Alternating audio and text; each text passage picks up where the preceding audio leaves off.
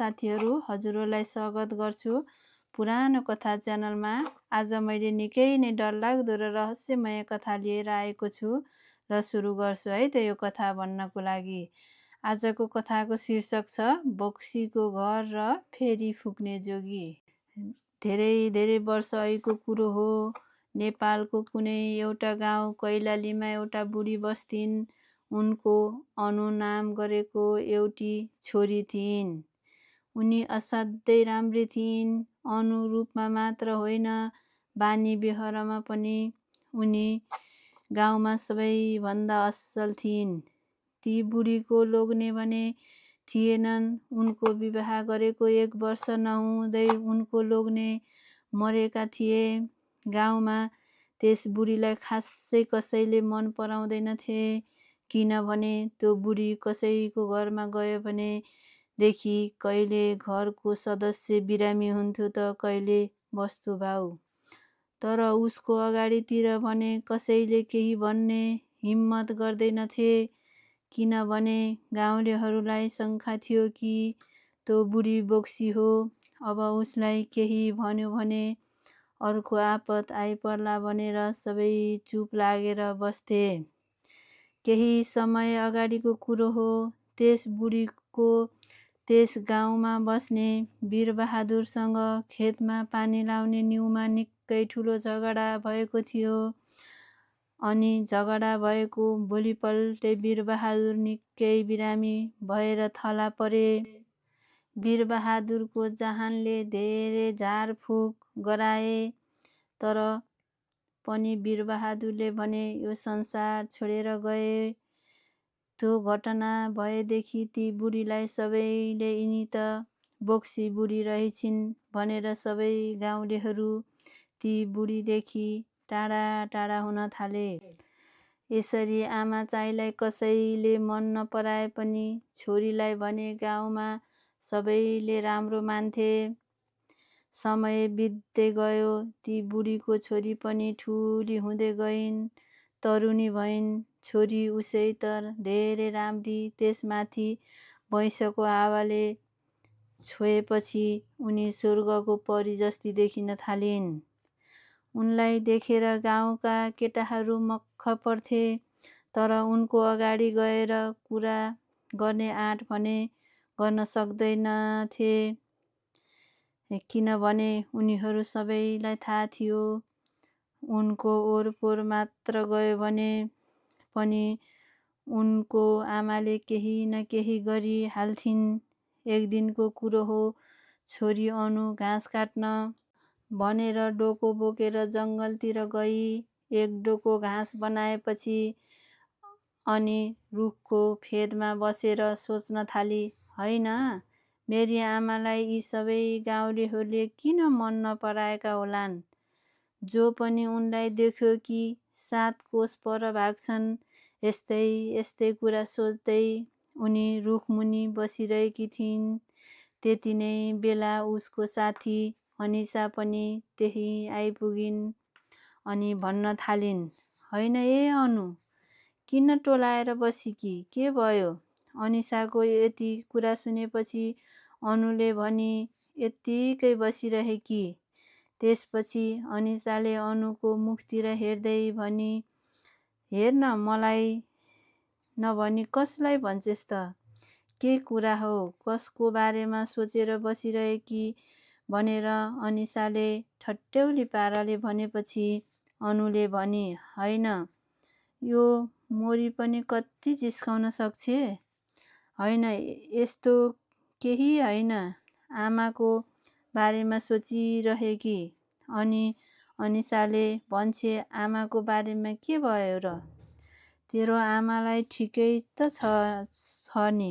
बरु तेरो आमा कसैको घर गयो भने तिनीहरूलाई चाहिँ हालत खराब होला। अनिसाले यसरी जिस्क्याएर गलल्ल हाँसी।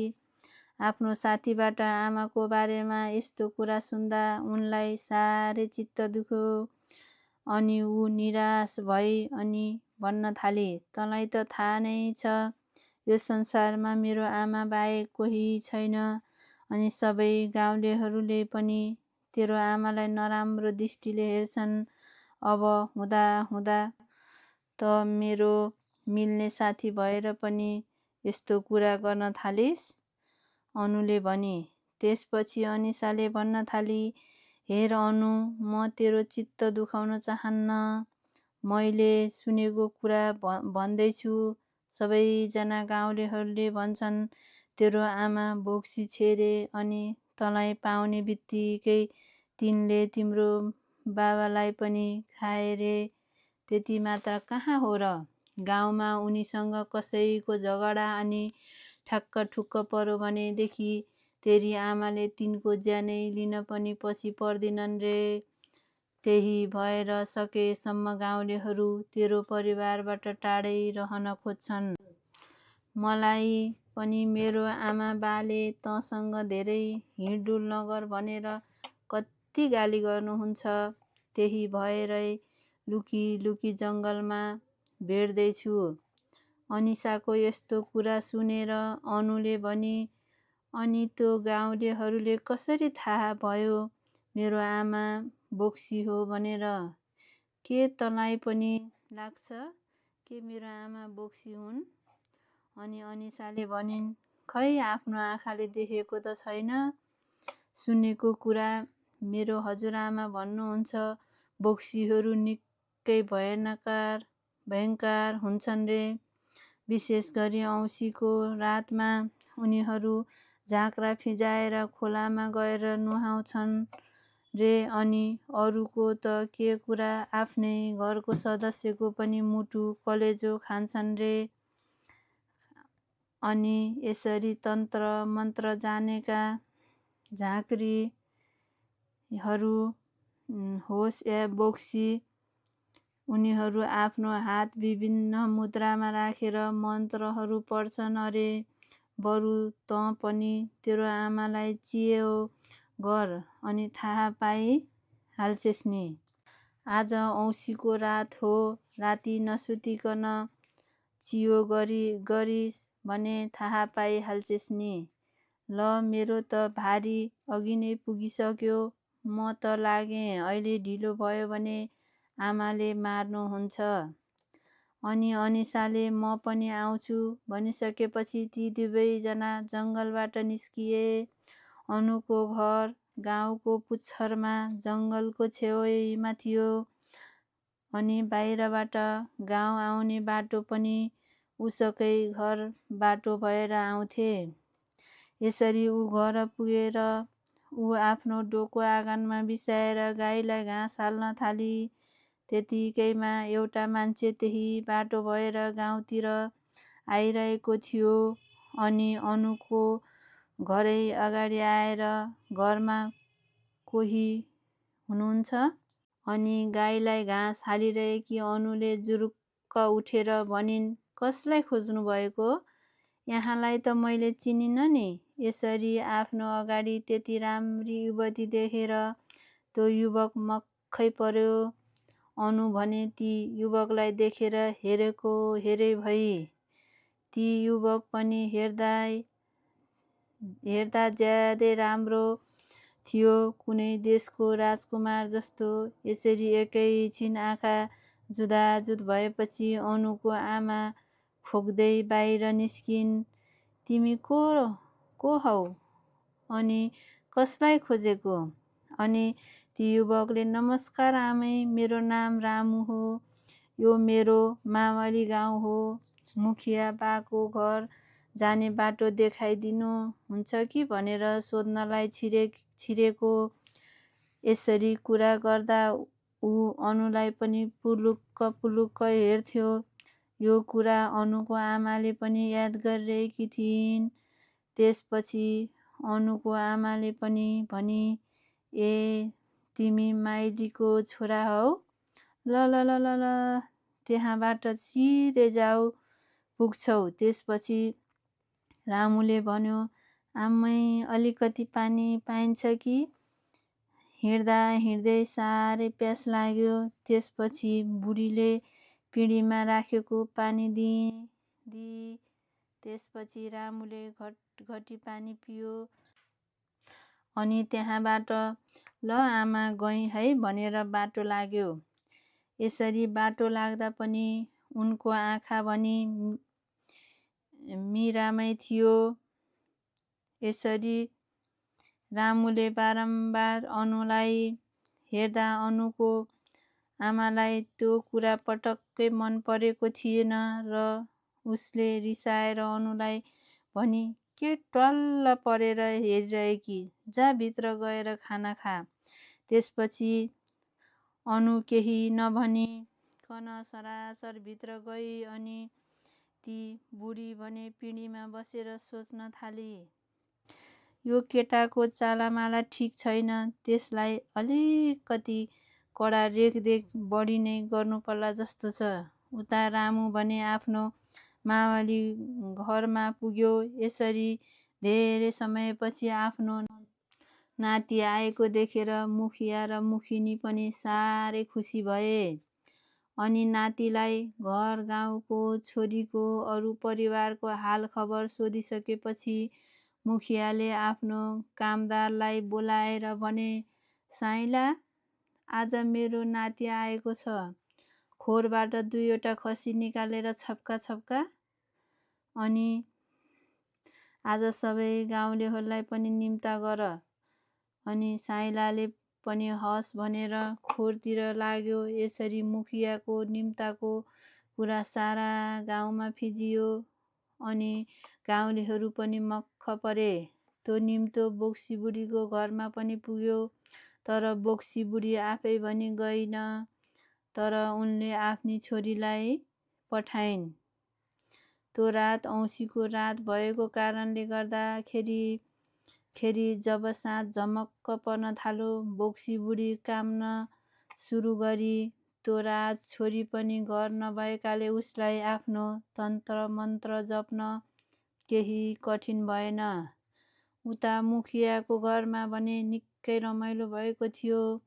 साँझ झमक्क परेपछि मानिसहरू आँगनमा आगो बालेर नाच्न गाउन लागे। भने कोही भतेर पकाउन थाले, भने कोही खसीको मासु पोलेर खाँदै थिए। बालबच्चाहरू आँगनीमा उफ्रँदै रमाउँदै खेलिरहेका थिए। त्यहाँ निकै रमाइलो माहौल भएको थियो। त्यही रमाइलो अवस्थामा मुखियाका नाति पिँढीमा बसेर गफ गर्दै थिए। अनि अनु भने रश्मि र अन्य साथीहरूसँग मिली आँगनको डिलैमा बसेर गीत गाउँदै थिइन्। यसरी रमाइलो गर्दा गर्दै रात पनि छिप्पिँदै गयो अनि दोहोरी सुरु भयो। बेला बेलामा रामु र अनुको आँखा जुत्थ्यो अनि उनीहरू एक अर्कालाई देखेर मुस्कुराउँथे। जब मध्यरात हुन थाल्यो, उता अनुको आमा भने झाँक्रा फिजाएर बरबराउँदै बाहिर निस्किन थाले।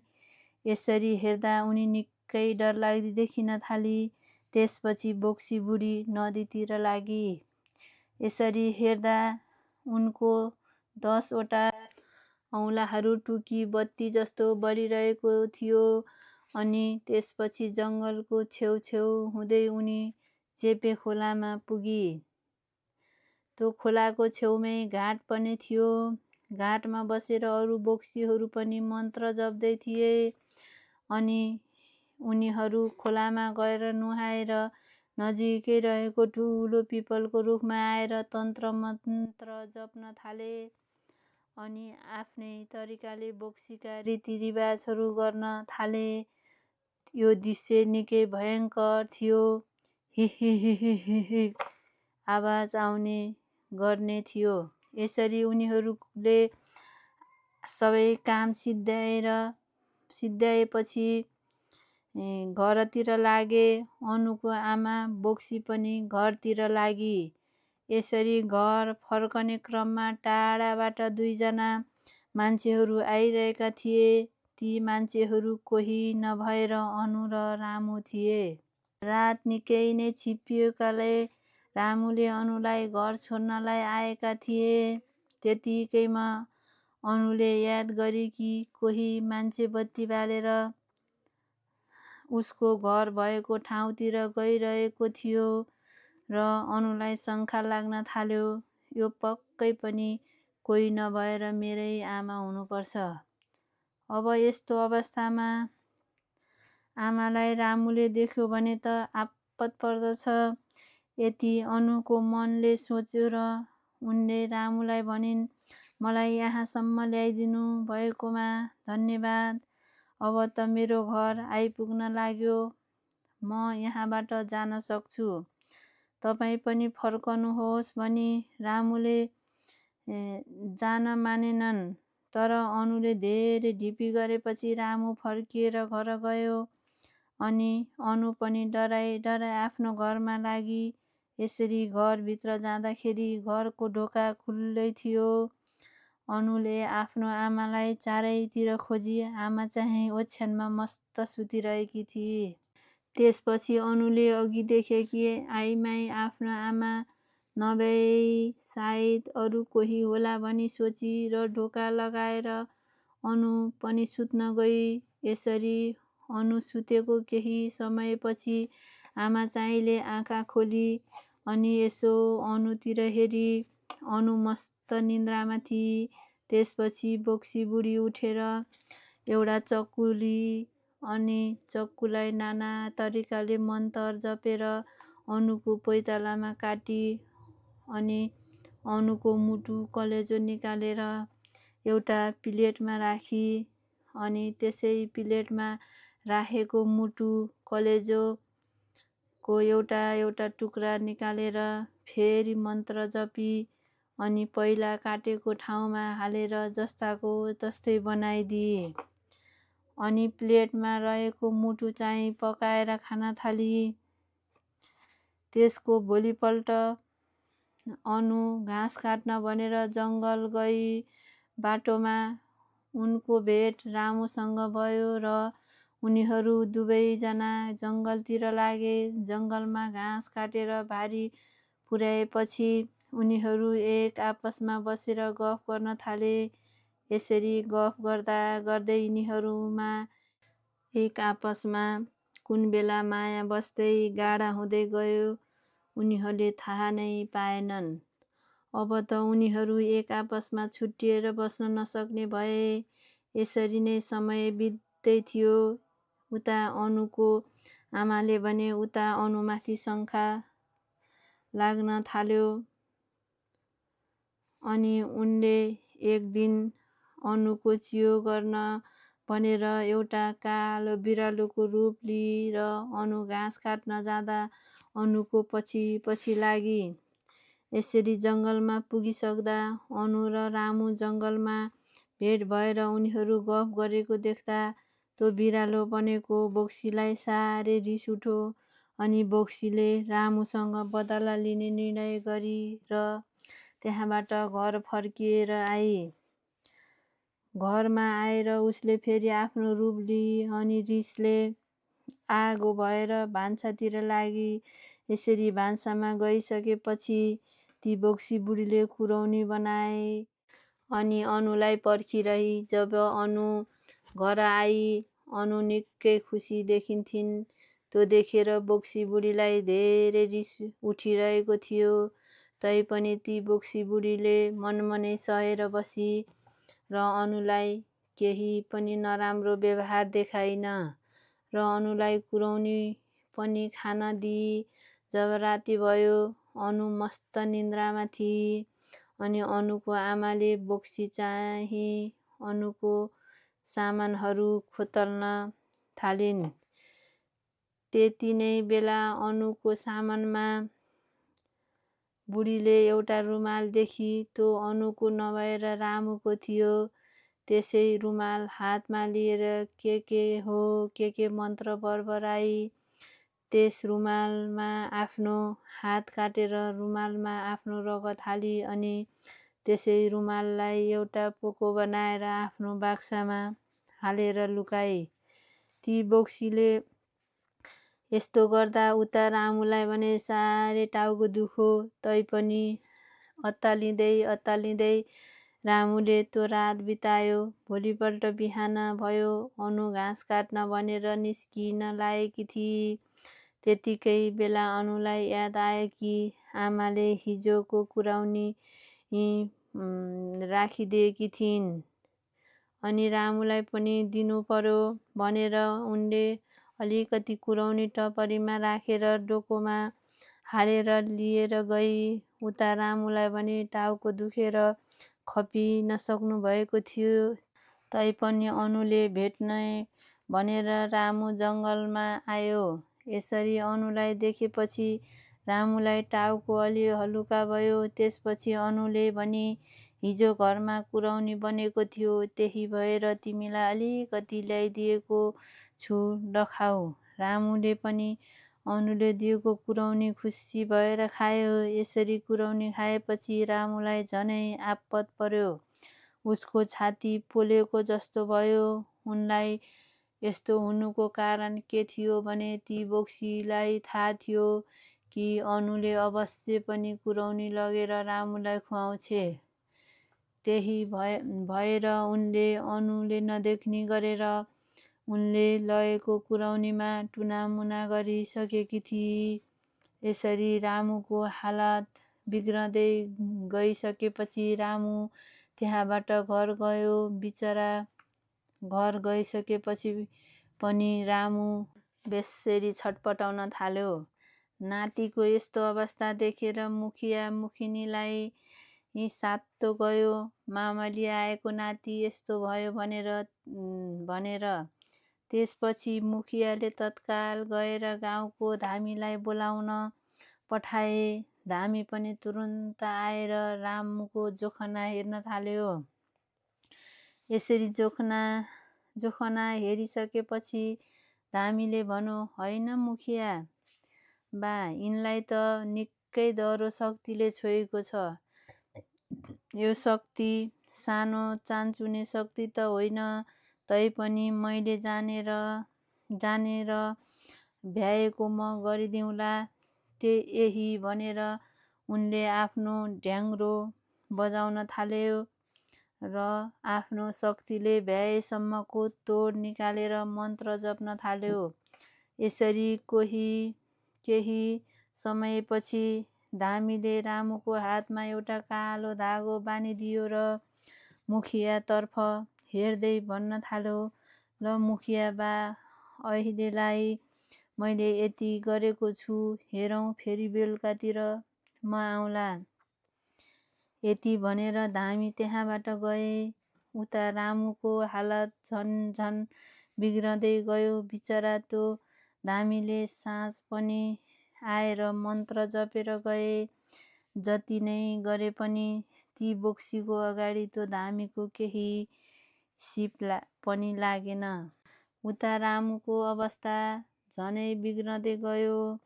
रामु मान्छेलाई देख्यो कि डराउने गर्थ्यो अनि मलाई छोड्दे भनेर चिच्याउँथ्यो। कहिले आफ्नै टाउको लगेर भित्तामा ठोक्थ्यो। मुखियाको नाति यसरी पागल भएको खबर सारा गाउँमा फैलियो। गाउँलेहरू पनि त्यो कसैको काम नभएर त्यही बोक्सीको हो भनेर शङ्का गरे।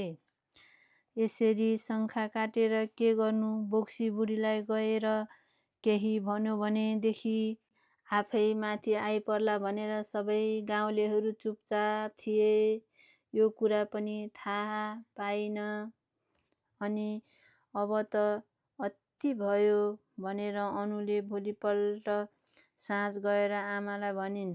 अब त अति भयो हुँदाहुँदै अब त यो मुखिया बाका नातिलाई पनि आफ्नो शिकार बनाउन थाल्नुभयो। तिनले तपाईँको के बिगारेको थिए र तिनलाई यो हालतमा पुर्याउनु भयो? ठुलो स्वरले कहिल्यै आफूसँग नबोलेकी छोरीले यसरी आएर सवाल जवाफ गर्दा बोक्सी बुढी छक्क परी। अनि उनले भन्न थाली, होइन, तैँले भन्न खोजेको के?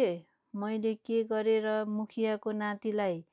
अनि अनुले भनी, मलाई सबै कुरा थाहा छ आमा, तिमी बोक्सी हौ। तिमीले नै मुखियाको नातिलाई यस्तो हालतमा पुर्याइदियौ। अब त्यो मुखियाको नातिलाई तुरुन्तै ठिक पारिदेऊ, होइन भने ठिक हुँदैन। छोरीको यस्तो कुरा सुनेपछि ती बोक्सी बुढी मुसुक्क हाँसी अनि भन्न थाली, होइन, तैँले आफूले आफैलाई के सम्झिरहेछेस्? त मेरो छोरी भएर मात्रै आजसम्म बाँचेकी होस्, नत्र भए तेरो हालत पनि तेरो बाबुको जस्तै हुन्थ्यो। यसरी बाबुको कुरा निकालिएपछि अनु झनै छक्क परी। त्यसपछि उनले बुझिहाली कि उनको बाबुको हत्या पनि आफ्नै आमाले गरेकी रहेछ। त्यो मुखियाको नातिलाई पनि यो हालतमा मैले नै पुर्याएको हो। के गर्छेस्? आमाको कुरा सुनेर अनु अलमल्ल परिन्। उनको आँखाबाट आँसुको धारा झर्न थाल्यो।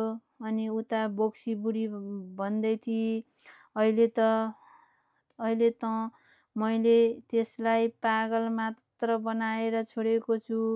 अझै मसँग यहाँ मुखमुखै लागेर बसिस् भनेदेखि त्यसलाई बौलाहा मात्र होइन, त्यसलाई परलोक पुर्याउन पर्ला।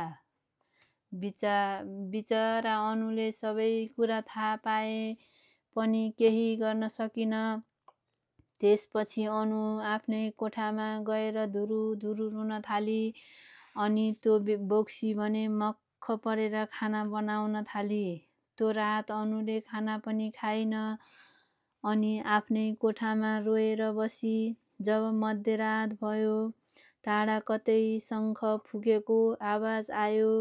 त्यो शङ्ख कसैको नभएर फेरी फुक्ने जोगीको थियो।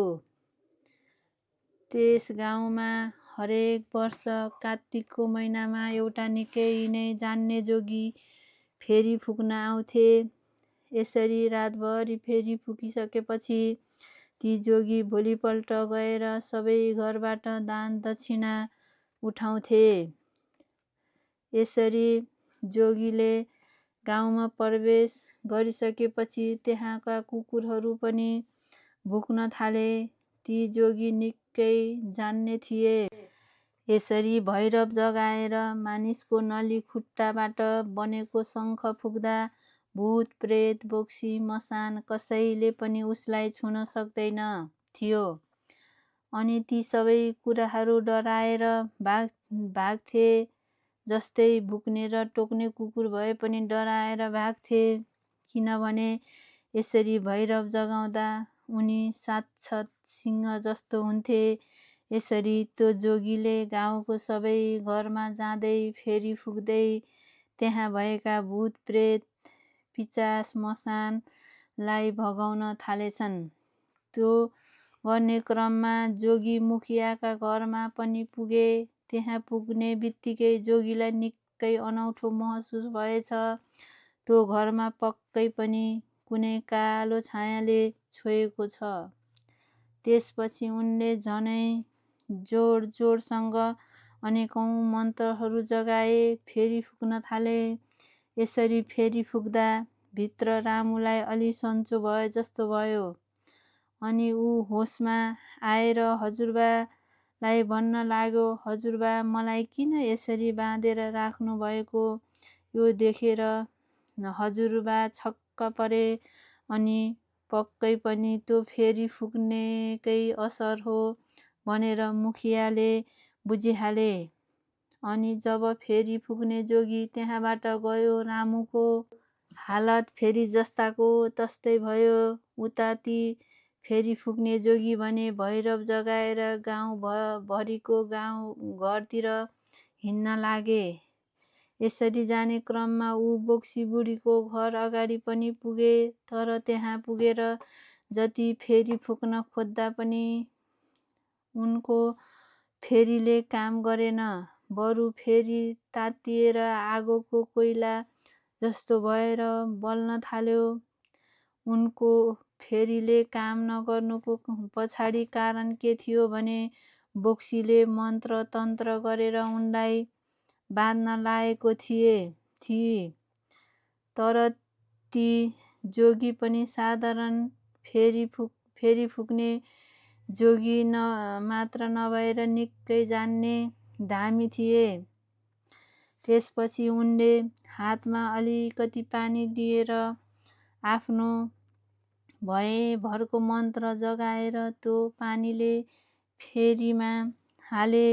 यसरी त्यो पानी हाल्दाखेरि कोइला जस्तो बलेको त्यो फेरी जस्ताको तस्तै भयो। अनि त्यो जोगी धामीले ध्यान दृष्टिले हेर्दा त्यो घरभित्र एउटा बोक्सी थियो। उता बोक्सीलाई भने आफ्नो यस्तो कडा मन्त्र पनि जोगीले तोडेको देख्दाखेरि साह्रै रिस उठ्यो। अनि यो पक्कै पनि चान्चुने जोगी होइन, जसले मेरो यस्तो कडा मन्त्र पनि तोड्यो भनेर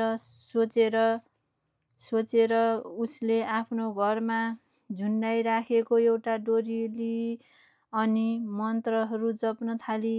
यसो गर्दा त्यो डोरीले सर्पको रूप लियो र उनले त्यो सर्पलाई जोगीलाई मार्न भनेर पठाई। तर जोगी पनि कहाँ कम थिए र उनले आफ्नो काल भैरवको शक्ति जगाएर त्यस बोक्सीको मन्त्रलाई उल्टो बोक्सी कहाँ फर्काइदिए, जसको कारणले गर्दा त्यो सर्पले गएर बोक्सीलाई टोक्न खोज्यो। त्यसपछि बोक्सीलाई भयङ्कर रिस उठ्यो। त्यसपछि फेरि उसले आफ्नो घरभित्र भएको एउटा लौरोलाई टुनामुना गरेर त्यस जोगीलाई मार्न भनेर पठाई। उता जोगी भने काल भैरवको शक्ति जगाएर आफ्नै शरीर थाम्न नसक्ने गरेर आँगनमा उभिरहेको थियो। यसरी लौरो आउँदाखेरि जोगीले त्यो लौरोलाई उल्टो बनाएर त्यही बोक्सीलाई पिट्न पठाए। धामीको यस्तो कडा मन्त्रले बोक्सी अत्ताली र त्यसपछि भने उसले एउटा बिरालोको रूप लिई। अनि आफै झम्टिन जाँदाखेरि धामीले त्यही आँगनीमा राखेको डोको लिएर त्यो बोक्सीलाई छोपिदिए। अनि त्यसमाथि विभिन्न खाले टुनामुना गरेर बोक्सीलाई बाँधे। यति गरेर जोगी आफ्नो ठाउँमा फर्किए। जब भोलिपल्ट बिहान भयो, अनु उठेर आफ्नो आमालाई खोज्दाखेरि कतै भेट्टाइनन्। अनि अनु निराश भएर बस्न थाली। उता फेरी फुक्ने जोगी भने घर घरमा गएर दान दक्षिणा उठाउन थाले। यसै क्रममा जोगी मुखियाको घरमा पनि पुगे। अनि मुखियाले आफ्नो सबै कहानी ती फेरी फुक्ने जोगीलाई बताए। त्यसपछि ती जोगीले भने, ल मुखिया बा, तपाईँ चिन्ता नगर्नुहोस्, यो सामान ल्याउनुहोस्, म आज बेलुका यसको उपाय गर्छु। यति भनेर फेरी फुक्ने जोगी आफ्नो बाटो लाग्यो। जब साँझ भयो, त्यो फेरी फुक्ने जोगी फेरि आइपुगे। त्यति बेला मुखियाले उनले भनेको सबै सामानहरू ल्याएका थिए। त्यसपछि उनी चिम्ता बस्न थाले। मुखियाको आँगनभरि गाउँलेहरूको भिड थियो। अनि त्यसै भिडमा अनु पनि थिइन्। बिस्तारै त्यो चिम्ता बसेका धामी काम्न थाले। अनि कसैले नबुझ्ने भाषामा ती बोक्सीसँग कुरा गर्न लागे। उता बोक्सी आफ्नो घरमा डोकोभित्र थिई। धामी भने मुखियाको घरमा। त्यतिकैमा धामीले भने, त्यो मानिसलाई अहिले नै छोडिदे, होइन भने तेरो काल निश्चित छ। उता बोक्सीले भन्न थाली, त नाथेले के चाहिँ गर्छ र? मलाई डोकोले छोप्यो भन्दैमा सबै शक्ति सकाइस् भन्ने सोचेको? अनि धामीले यताबाट भन्छन्, यतिसम्म हुँदा पनि तेरो घमण्ड अझ सकिएको छैन? होइन तँलाई पर्खेस्। यति भनेर उनले हातमा चामल लिए अनि त्यो चामललाई कहीँ हाने। यसो गर्दा बिरालो बनेको बोक्सीलाई भततत पोल्न थाल्यो। अनि उनले भन्न थाली, मलाई छोड्दे, बिन्ती छ, छोड्दे। यसरी चिच्याउन लागेपछि धामीले भने, तँलाई छोड्न त छोड्ने छु, पहिला यो मान्छेलाई गरेको टुनामुना फिर्ता लिई अनि यो गाउँमा कहिल्यै आउँदिन भनेर बाचा गर। त्यति गरिस् भने तँलाई छोडिदिन्छु, होइन भनेदेखि अहिले नै तँलाई भस्म पारिदिन्छु। उनले यति भनिसकेपछि बोक्सीले पनि बाध्य भएर हुन्छ भनी अनि उनले आफ्नो सबै टुनामुना फिर्ता लिए। बोक्सीले यसो गर्ने बित्तिकै रामुलाई पनि ठिक हुँदै आयो। त्यसपछि चिम्टा बसेका धामीले सबै काम कुरा सकेर त्यो रात धामी त्यसै ठाउँमा बसे। उता अनु भने आफ्नो गाउँलेहरू सँगसँगै आफ्नो घर गई। अनि यसरी घर जाँदाखेरि अनुले आफ्नो आमालाई देखिन। अनि घरभित्र गएर ढोका लगाएर सुती। जब भोलिपल्ट बिहानै भयो, जोगी मुखियाको घरबाट हिँडे र सरासर डोकोले छोपेर राखेको बिरालोलाई छोडिदिए। यसरी दिँदा उनले भने, ल तँलाई अहिलेको लागि भने छोडिदिएको छु, फेरि पनि यो गाउँमा झुक्किएर पनि नदेखिएस्। यति भनेपछि बिरालो पनि म्याउ म्याउ गर्दै त्यहाँबाट जङ्गलतिर छिरी अनि झाँक्री पनि आफ्नो बाटो लागे। उता अनुले जताततै आफ्नो आमालाई खोज्दा पनि आफ्नो आमालाई फेला पारिन। गाउँलेहरूले अनुको आमा हराएकोमा खुसी नै थिए। यसरी केही दिन बितेपछि रामु पनि आफ्नो गाउँ जान लाग्यो र गाउँ जाने क्रममा उसले अनुलाई आएर भन्यो, अब त तिम्रो आमा पनि हुनुहुन्न, मसँग हिँड, म तिमीलाई विवाह गरेर लिएर जान्छु। अनुले पनि यस कुरामा राजी भई अनि गाउँलेहरूले त्यति नै बेला टिकाटाला गरेर अनुलाई रामुको साथ लगाएर पठाइदिए। यसरी अनु पनि त्यस घरबाट गइसकेपछि त्यस घरमा गाउँलेहरू जाँदैनथिए। अनि सबै गाउँलेहरूले त्यस घरलाई बोक्सीको घर भनेर नाम राखे।